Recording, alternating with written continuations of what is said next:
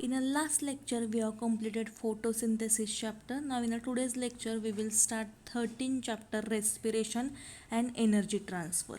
बघा आता रेस्पिरेशन म्हणजे काय सगळ्यात आधी समजून घ्या.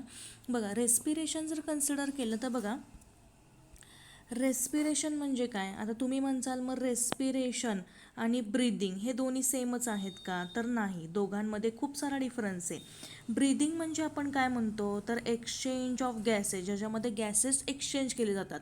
म्हणजेच काय तर ऑक्सिजन आतमध्ये घेतला जातो ज्यालाच आपण इनहेलेशन म्हणतो, बरोबर, आणि कार्बन डायऑक्साईड बाहेर रिलीज केला जातो ज्यालाच आपण एक्सहेलेशन म्हणतो, जे की तुम्हाला रेस्पिरेशनमध्ये झालं असेल.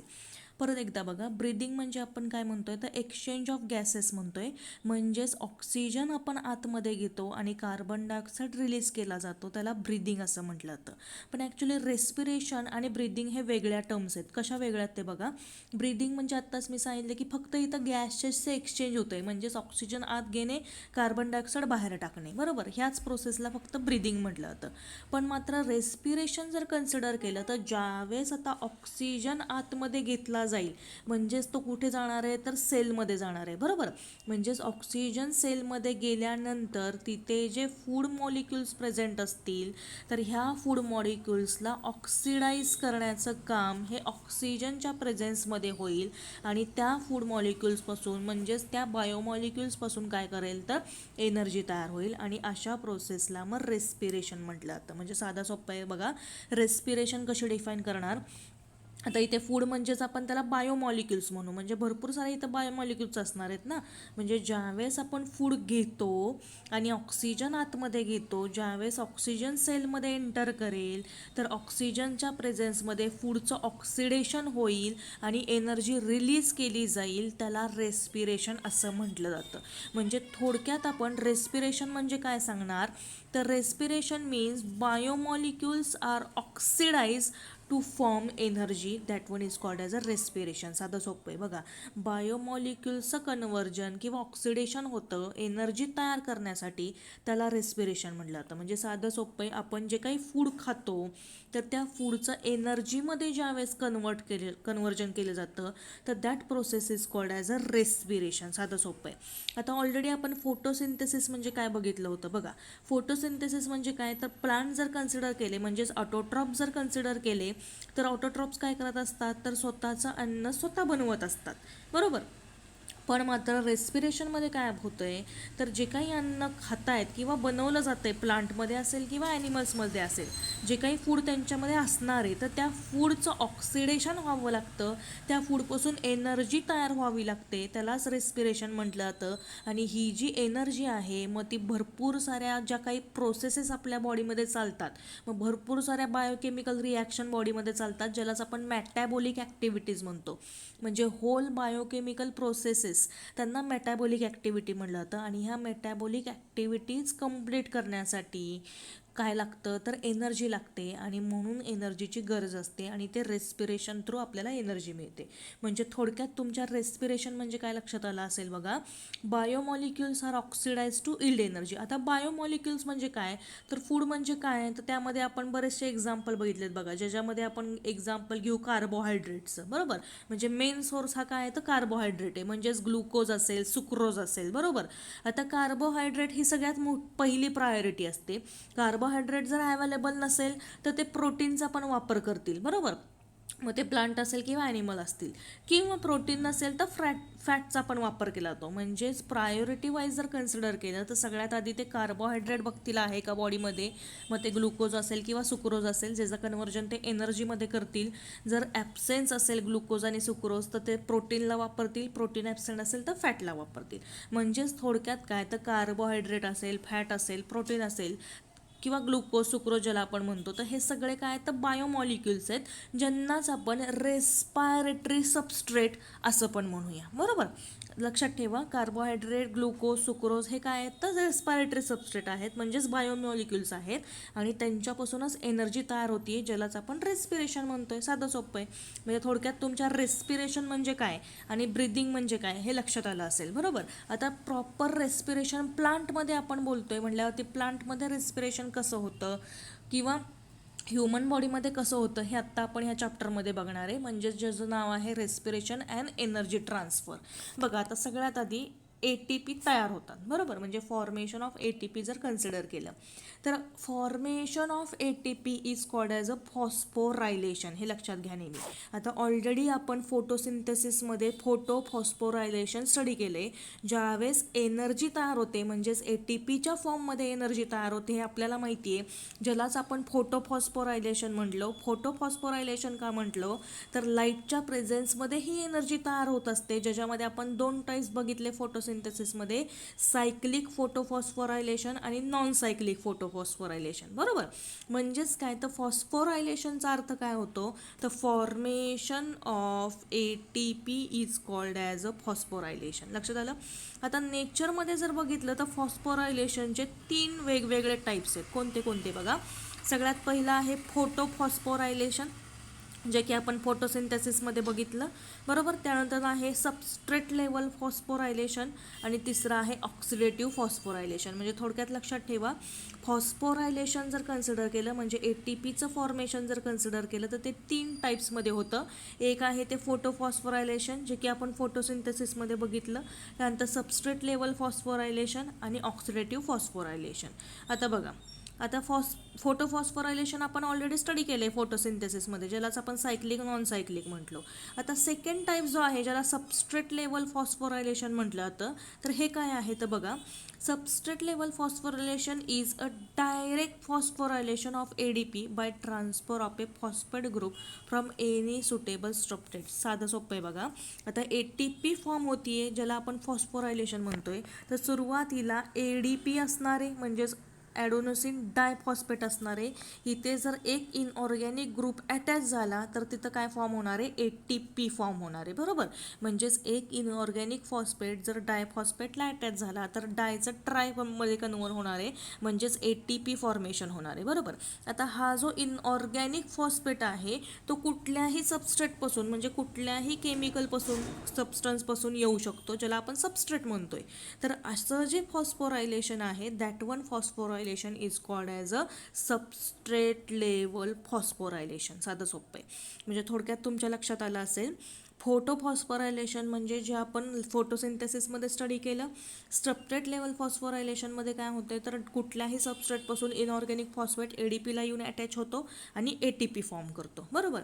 आता हे जे फोटोफॉस्फोरायलेशन किंवा सबस्ट्रेट लेवल फॉस्फोरायलेशन आहे तर ते ॲक्च्युली कुठे होतं तर it occurs in a cytoplasm of a cell. आता ऑलरेडी तुम्हाला माहिती ही सेल आहे, सेलच्या आतमध्ये भरपूर साऱ्या सेल ऑर्गॅनिलेज असतात आणि इथं हे सगळं काय असतं ते सायटोप्लाझम असतं.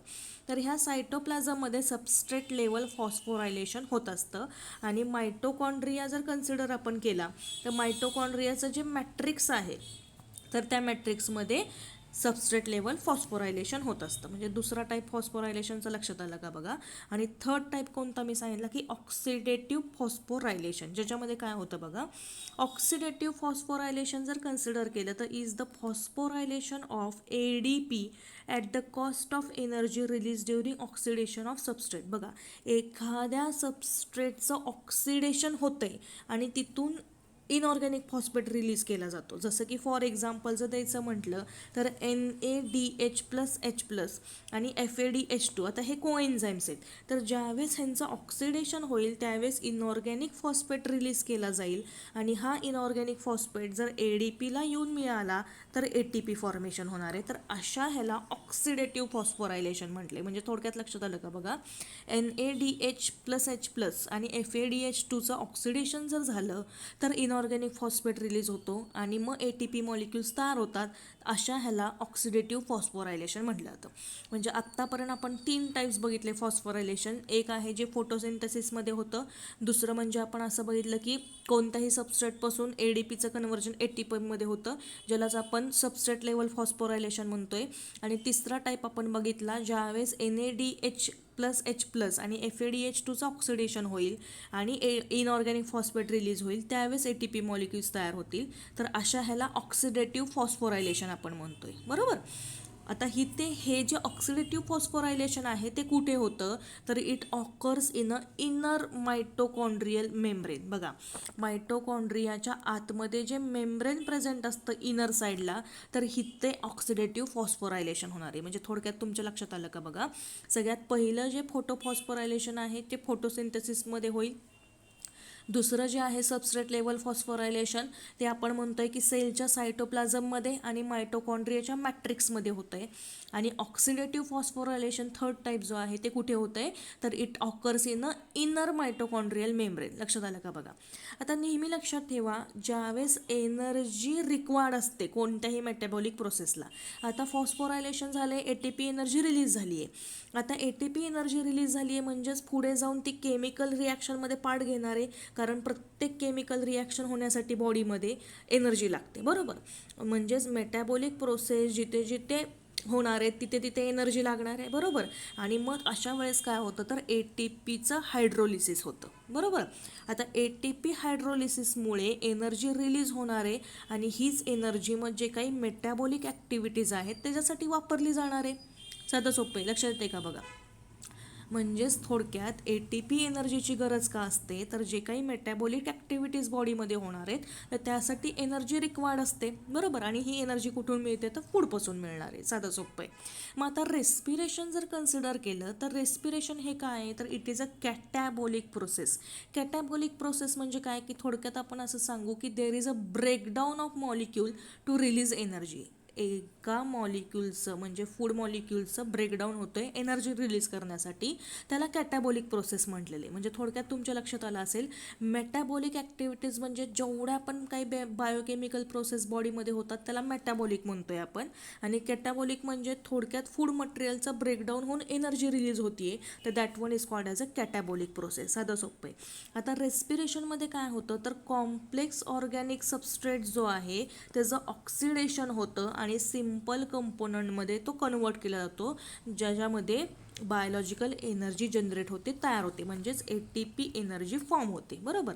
आता रेस्पिरेशन जर कन्सिडर केले तर सेल्युलर रेस्पिरेशन म्हणजे जे रेस्पिरेशन सेलमध्ये चालतं त्याला आपण सेल्युलर रेस्पिरेशन म्हणतोय, बरोबर.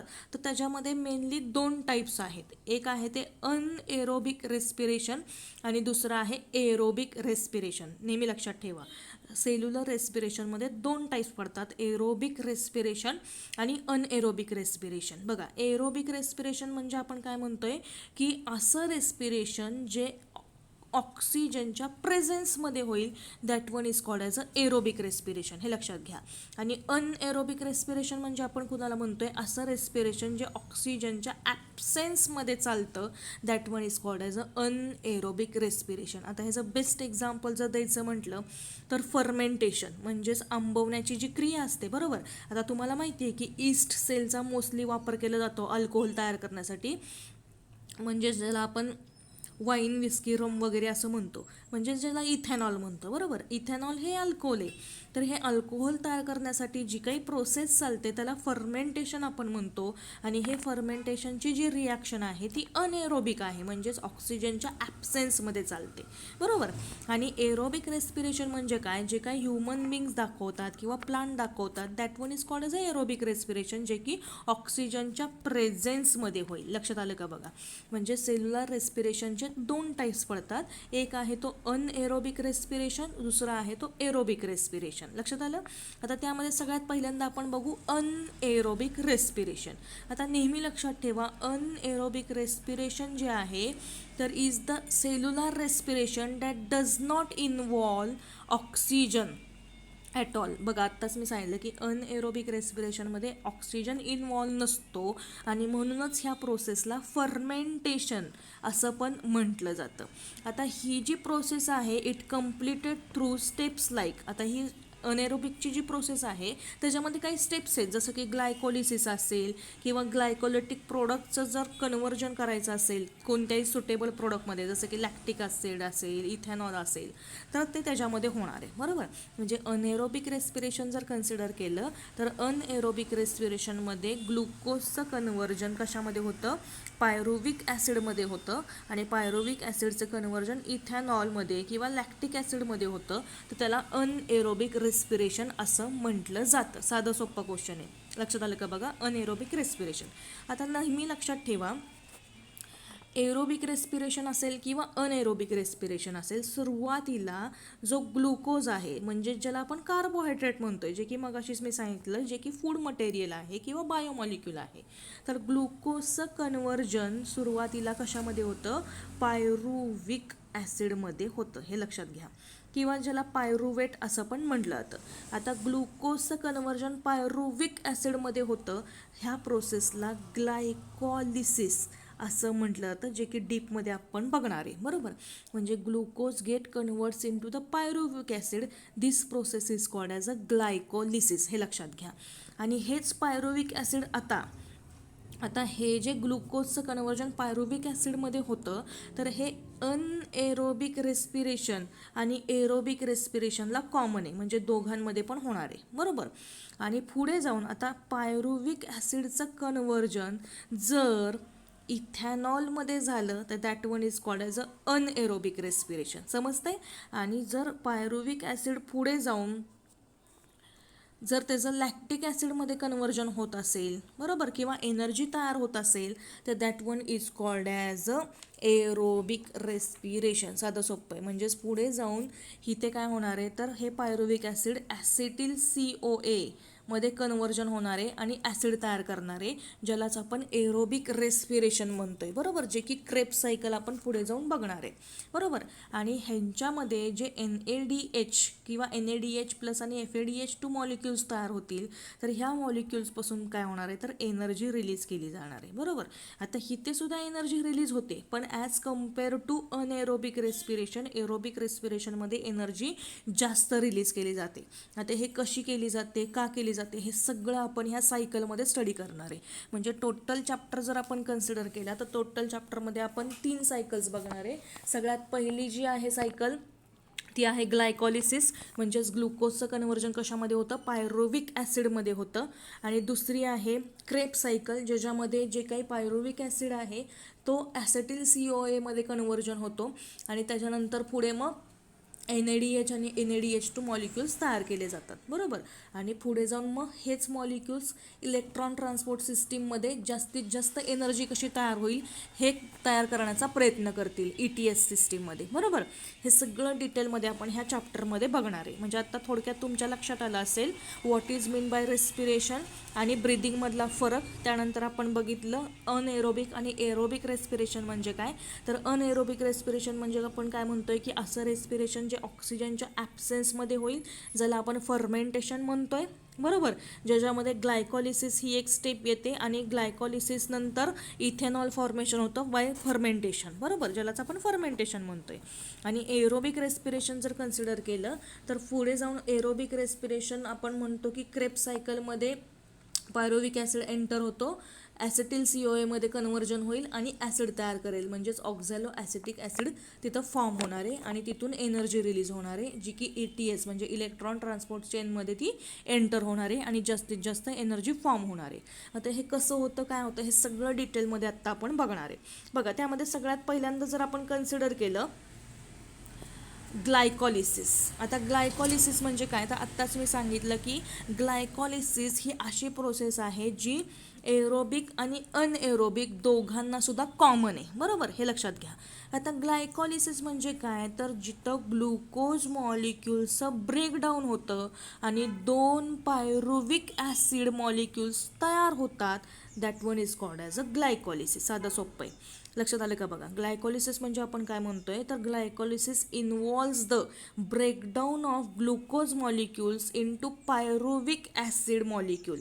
म्हणजे एक ग्लुकोज मॉलिक्युलचं ब्रेकडाऊन 2 पायरुविक ॲसिडमध्ये होतं आहे, तर अशा प्रोसेसला ग्लायकॉलिसिस असं म्हटलं जाते.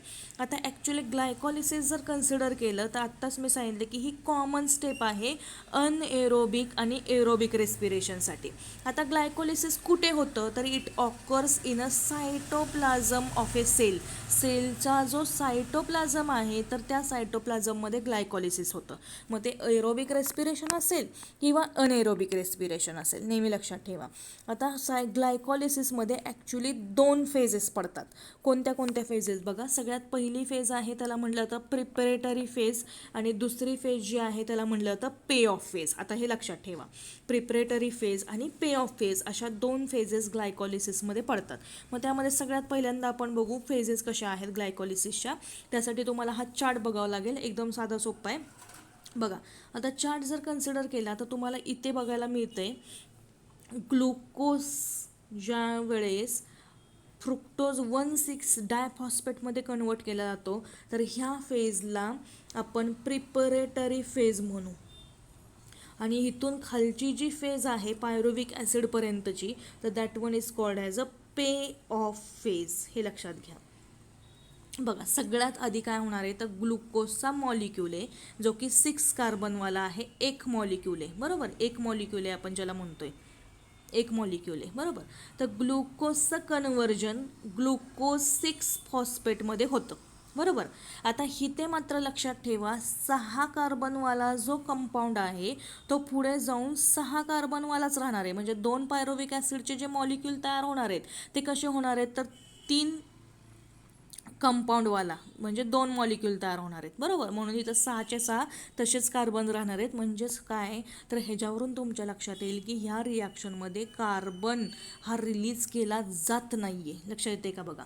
मग आता ग्लायकोलिसिस जर कन्सिडर केली तर पहिला स्टेप काय आहे तर ग्लुकोजचं कन्व्हर्जन ग्लुकोज 6 फॉस्फेटमध्ये होतं. पण हिते मात्र होत असताना कोणता एन्झाईम ॲक्ट करतो तर हेक्झोकायनेज नावाचा एन्झाईम तिथे ॲक्ट करत असतो. म्हणजे ग्लुकोजचं कन्व्हर्जन ग्लुकोज 6 फॉस्फेटमध्ये होण्याचं काम कोण करत असतं तर हेक्झोकायनेज एन्झाईमच्या प्रेझेन्समध्ये हे चाललेलं असतं. आता इथे तुम्हाला बघायला मिळेल की Mg+ आयन्सचा वापर केला जातो आहे आणि ATP मॉलिक्युल्स युटिलाइज केले जात आहेत. म्हणजेच ॲक्च्युली प्रिपरेटरी फेजमध्ये जर बघितलं तर एनर्जीचा वापर होतो आहे. आता आपण काय म्हणतोय तर रेस्पिरेशन म्हणजे काय तर एनर्जी तयार होती आहे, बरोबर. मग तुम्ही म्हणसाल इथं तर एनर्जी वापरली जाते आहे, पण ॲक्च्युली लक्षात घ्या प्रिपरेटरी फेजमध्ये ATP एनर्जी वापरली जाते. म्हणजे बघा, काहीतरी आपल्याला मिळवण्यासाठी आपल्याला काहीतरी इन्व्हेस्टमेंट करावी लागते.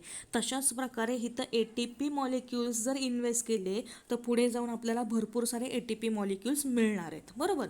म्हणून मग प्रिपरेटरी फेजमध्ये ज्यावेळेस ग्लुकोजचं कन्व्हर्जन ग्लुकोज 6 फॉस्फेटमध्ये होणार आहे इन प्रेझेन्स ऑफ हेक्झोकायनेज, त्यावेळेस ATPचं कन्व्हर्जन ADPमध्ये होणार आहे. म्हणजेच ATPपासून एक इनऑर्गॅनिक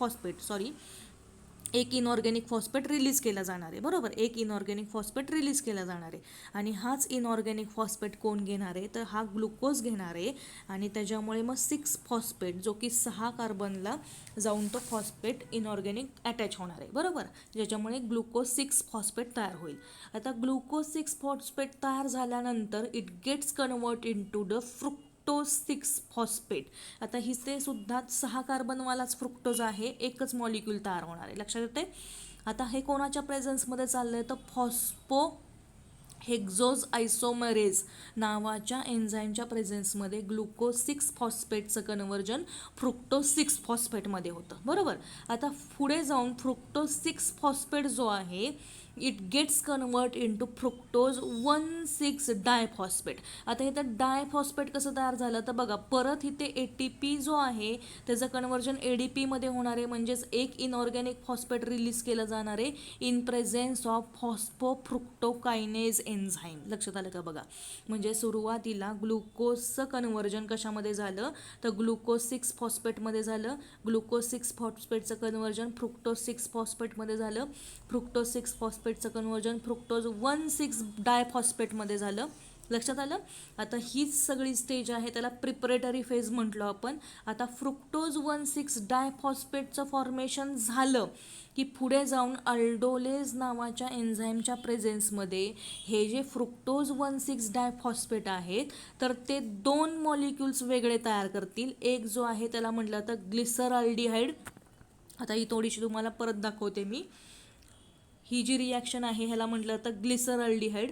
म्हणजेच fructose 1,6 diphosphate will form glyceraldehyde 3 phosphate molecule जो की 3 कार्बनवाला आहे आणि डायहायड्रॉक्सी ॲसिडोन फॉस्फेट ज्याला शॉर्टमध्ये DHAP असं पण म्हटलं जातं, जो की एक मॉलिक्यूल तयार करेल. म्हणजे थोडक्यात तुमच्या लक्षात आलं असेल इथं 6 कार्बनवाला जो कंपाऊंड होता त्यांनी 2 मॉलिक्यूल तयार केले. हा 3 कार्बनवाला आहे, हा 3 कार्बनवाला आहे, बरोबर. पण ॲक्च्युली ट्रायोज फॉस्फेट आयसोमरेसच्या एन्झाईमच्या प्रेझेन्समध्ये हे कंपाऊंड तयार झाले, बरोबर.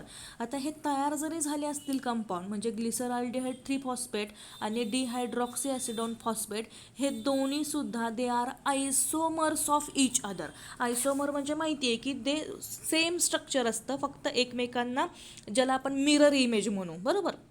तुम्हाला माहिती असेल केमिस्ट्रीमध्ये झालं असेल आयसोमर्स म्हणजे काय. तर आयसोमर्स आहेत एकमेकांचे, म्हणजेच इथे DHAP शॉर्टमध्ये DHAP म्हणते म्हणजेच डिहायड्रॉक्सी ॲसिटोन फॉस्फेट जो आहे तो पुढे जाऊन परत ग्लिसरॉल्डिहाइड 3 फॉस्फेटमध्ये कन्वर्ट होतो. म्हणजे एका मॉलिक्यूल जो आहे ग्लिसरॉल्डिहाइड 3 फॉस्फेटचा त्याच्यामध्ये एक मॉलिक्यूल डिहायड्रॉक्सी ॲसिटोन फॉस्फेटचा ॲड करेल आणि त्याच्यामुळे इथे 2 मॉलिक्यूल्स तयार केले जाणार आहेत. बघा म्हणजे तुमच्या लक्षात आलं का. इथे काय होणार आहे तर ग्लिसरॉल्डिहाइड 3 फॉस्फेट म्हणजे जे 3 कार्बनवाला आहे तिथे 2 मॉलिक्यूल्स तयार होतात असं आपण म्हणतोय, बरोबर. आता ह्या 2 मॉलिक्यूल्स जे आहेत ग्लिसरॉल्डिहाइडचे कसे तयार झाले कळलं का.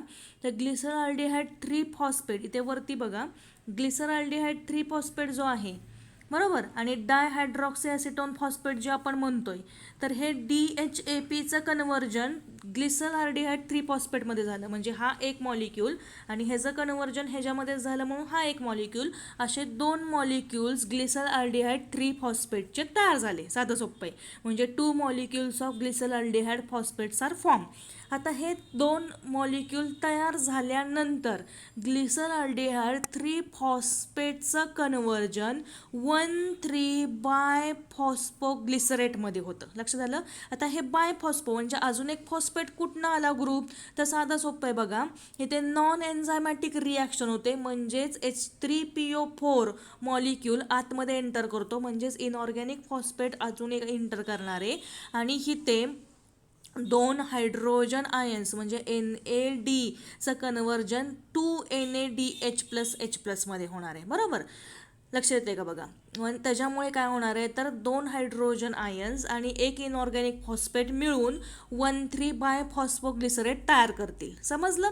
आणि 1,3 बाय फॉस्फोग्लिसरेट तयार झाल्यानंतर 3 फॉस्फोग्लिसरेट तिथं फॉर्मेशन होणार आहे, बरोबर. आता हे होत असताना इथे मात्र परत काय होतंय तर ADP पासून 2 ATP मॉलिक्युल्स तयार होत आहेत. म्हणजे 2 ADP मॉलिक्युल्स पासून 2 ATP मॉलिक्युल्सचं फॉर्मेशन होते. म्हणजे आता तुमच्या लक्षात आलं असेल की आत्तापर्यंत मी तुम्हाला सांगत होते की एनर्जी इथे वापरली जाते, बरोबर. पण इथे मात्र आता काय होणार आहे पे ऑफ रिॲक्शनमध्ये तर एनर्जी तयार होणार आहे. म्हणजेच इथे 2 ATPचे मॉलिक्युल्स फॉर्म झालेत. हे कोणाच्या प्रेझेन्समध्ये चाललं आहे एन्झाईमच्या तर 1,3 बाय फॉस्फोग्लिसरेटचं कन्वर्जन 3 फॉस्फोग्लिसरेटमध्ये फॉस्फोग्लिसरेट कायनेज नावाच्या एन्झाईमच्या प्रेझेन्समध्ये हे चाललेले. लक्षात आलं का बघा, साधा सोपा आहे.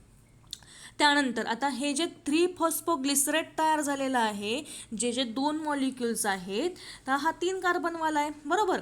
तर 3 फॉस्फोग्लिसरेटचं कन्वर्जन 2 फॉस्फोग्लिसरेटमध्ये होणार आहे. म्हणजेच इनऑर्गॅनिक फॉस्फेट एक निघून जाणार आहे इन प्रेझेन्स ऑफ फॉस्फोग्लिसरेट म्युटेज नावाच्या एन्झाईममध्ये. लक्षात घ्या एन्झाईमची नावं. म्हणजे 3 फॉस्फोग्लिसरेटचं कन्वर्जन 2 फॉस्फोग्लिसरेटमध्ये होईल इन प्रेझेन्स ऑफ फॉस्फोग्लिसरेट म्युटेज एन्झाईममध्ये आणि पुढे जाऊन 2 फॉस्फोग्लिसरेट गेट्स कन्वर्टेड इनटू. आता इथे मात्र एनोलेज नावाच्या एन्झाईमच्या प्रेझेन्समध्ये काय होणार आहे तर वॉटर मॉलिक्यूल निघून जाणार आहे. लक्षात येते. आणि वॉटर मॉलिक्यूल निघून गेल्यामुळे इथे 2 फॉस्फोइनॉल पायरुवेट तयार होणार आहे, बरोबर. 2 फॉस्फोइनॉल पायरुवेट तयार होणार जो की 3 कार्बनवाला आहे. 2 मॉलिक्युल्स तयार होतील. लक्षात येते. ज्याच्यामध्ये Mg++ आयन्सचं पण प्रेझेन्स असणार आहे किंवा त्याच्या प्रेझेन्समध्ये हे होणार आहे.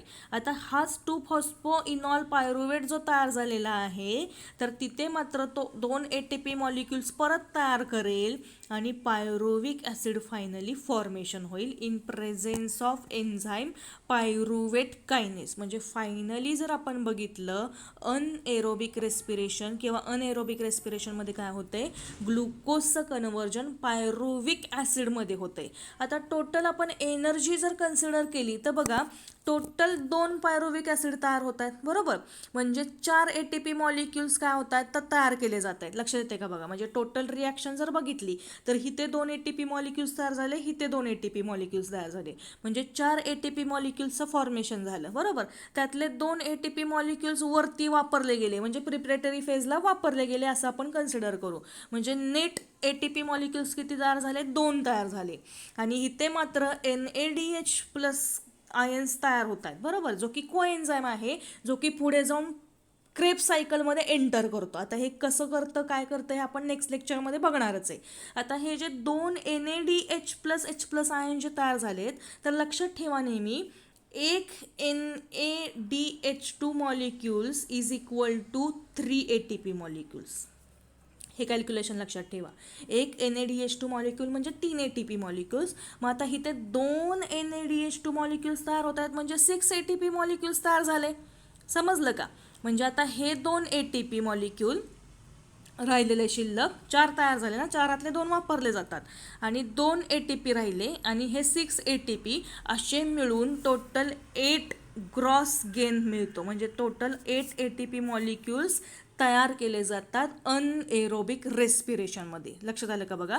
म्हणजे ओव्हरऑल रिॲक्शन जर आपण बघितली तर इथं आपल्याला बघायला मिळेल तर बघा glucose 2 ATP 2 inorganic phosphate 4 ADP आणि 2 NADP चं फॉर्मेशन कशामध्ये होते, 2 पायरुवेटमध्ये 2 ADP मॉलिक्युल्स तयार होतात, 4 ATP मॉलिक्युल्स तयार होतात, 2 NADH प्लस तयार होतात आणि 1 H2O तयार होतो. म्हणजे असे मिळून टोटल नेट क्रॉस जर कन्सिडर केला, ग्रॉस जर कन्सिडर केला ATPचा तर 8 ATP मॉलिक्युल्स एनएरोबिक रेस्पिरेशनमध्ये फॉर्मेशन होतं. साधं सोपं आहे. ह्यालाच आपण काय म्हणतोय तर ग्लायकॉलिसिस. म्हणजेच काय तर ग्लुकोजचं कन्व्हर्जन पायरुविक ॲसिडमध्ये होणं, that one is called as a glycolysis. आता ॲक्च्युली ग्लायकॉलिसिस जर कन्सिडर केलं तर पुढे जाऊन जर मसल सेल असतील तर मसल सेल्समध्ये मग हेच पायरुविक ॲसिडचं कन्व्हर्जन कशामध्ये होतं तर लॅक्टिक ॲसिडमध्ये होतं आणि ईस्ट असेल तर पायरुविक ॲसिडचं कन्व्हर्जन इथॅनॉलमध्ये होतं. आता ते कसं होतं, काय होतं हे आपण नेक्स्ट लेक्चरमध्ये बघणार आहे. आत्ता एवढंच लक्षात ठेवा की ॲक्च्युअल ग्लायकॉलिसिस म्हणजे काय तर ग्लुकोजचं कन्व्हर्जन पायरुविक ॲसिडमध्ये होतं, जे की आत्ता डिटेलमध्ये आपण चार्ट बघितलात की कसं ग्लुकोज मॉलिक्यूल पायरुविक ॲसिडमध्ये कन्वर्ट केला जातो. साधं सोपं आहे. नेक्स्ट लेक्चरमध्ये मसल सेल्समध्ये अनएरोबिक रेस्पिरेशन कसं होतं आणि ईस्ट सेलमध्ये अनएरोबिक रेस्पिरेशन कसं होतं हे मी तुम्हाला सांगेल. आणि क्रेब्स सायकलमध्ये आपण क्रेब्स सायकल म्हणजे काय आपण बघूया, ज्याच्यामध्ये एरोबिक रेस्पिरेशन होतं, बरोबर. आता एवढंच लक्षात ठेवा, हे जे ग्लायकॉलिसिस आहे तर this glycolysis is also called as EMP pathway. बघा कन्फ्यूज होऊ नका एक्झाममध्ये. ग्लायकोलिसिसला दुसरा शब्द आहे EMP पाथवे. आता ह्याला EMP पाथवे का म्हणतात तर एमडेन मेयरऑफ आणि पार्नस ह्या नावाच्या सायंटिस्टने ह्या ग्लायकॉलिसिस सायकलचा स्टडी केला म्हणून त्याला EMP पाथवे असं पण म्हटलं जातं. लक्षात आलं का बघा. म्हणजे glycolysis is also called as a EMP pathway, बरोबर. जे की एरोबिक आणि अनएरोबिक रेस्पिरेशनला कॉमन पाथवे आहे, बरोबर. आणि इथून पुढे आता पायरुविक ॲसिड इथून पुढे जर ॲसिटिल CoA मध्ये कन्वर्ट झाला तर तो एरोबिक रेस्पिरेशन होईल आणि पुढे त्याचं जर फर्मेंटेशन झालं, इथेनॉल तयार झाला तर ते अनएरोबिक रेस्पिरेशन होईल, बरोबर. आता हे सगळं डिटेलमध्ये आपण पुढच्या लेक्चरमध्ये बघणार आहे. म्हणजे थोडक्यात तुम्हाला ग्लायकॉलिसिस लक्षात आलं का बघा, रेस्पिरेशन म्हणजे काय समजला का बघा. आणि ज्याच्यानंतर आपण बघितलं की एरोबिक आणि अनएरोबिक रेस्पिरेशनमध्ये आपण अनएरोबिक रेस्पिरेशन बघितलं, ज्याच्यामध्ये आपण ग्लायकॉलिसिसचा स्टडी केला. ही सगळ्यात खूप खूप खूप महत्त्वाची सायकल आहे, नेहमी एक्झामला विचारली जाते आणि तुमच्या नीटच्या दृष्टीने सुद्धा ही खूप महत्त्वाची आहे. कारण काही वेळेस असे पण त्याच्यावरती क्वेश्चन विचारले जातात की आता टोटल ग्लायकॉलिसिस जर कन्सिडर केली तर इथे तुम्ही बघायला मिळेल की ऑक्सिजनचा कुठेच यूज केलेला नाही आहे, बरोबर, किंवा कार्बन डायऑक्साईड पण रिलीज केला जात नाही आहे ग्लायकॉलिसिसमध्ये, बरोबर. म्हणून तरीसुद्धा ही ऑक्सिडेटिव्ह फेज आपण का म्हणतोय, तर कारण ह्याच्यामध्ये काय होतं आहे, तर 2 फेजेस होतात. एक आहे ती प्रिपरेटरी फेज आणि दुसरी आहे ती पे ऑफ फेज, बरोबर. प्रिपरेटरी फेजमध्ये जर आपण बघितलं तर पूर्णपणे ग्लुकोजपासून ग्लुकोज 1,6 डायफॉस्फेट तयार होतोय आणि पुढे जाऊन इथे काय होतंय, प्रिपरेटरी फेजमध्ये ते एनर्जी वापरली जाते आणि पे ऑफ फेजमध्ये मात्र एनर्जी रिलीज केली जाते. समजलं, लक्षात आलं का बघा. म्हणजे इथे जरी ऑक्सिजन रिलीज नाही झाला किंवा कार्बन डायऑक्साईड रिलीज नाही झाला तरी ह्याला ऑक्सिडेटिव्ह फेज म्हटलेलं आहे, बरोबर. कारण इथं ऑक्सिडेशन होणार आहे, म्हणजेच ग्लुकोजचं कन्व्हर्जन पायरुव्हिक ॲसिडमध्ये होते. लक्षात आलं का बघा, साधं सोपं आहे. परत एकदा तुम्ही सगळं व्यवस्थित रीड करा, म्हणजे तुमच्या लक्षात येईल की नक्की ग्लायकॉलिसिस म्हणजे काय, रेस्पिरेशन म्हणजे काय, ज्याच्यामध्ये आपण अनएरोबिक रेस्पिरेशन बघितलं. In a next lecture we will study about मसल्समध्ये अनएरोबिक रेस्पिरेशन कसं होतं आणि ईस्ट सेलमध्ये कसं होतं आणि एरोबिक रेस्पिरेशन म्हणजे काय. Okay, thank you.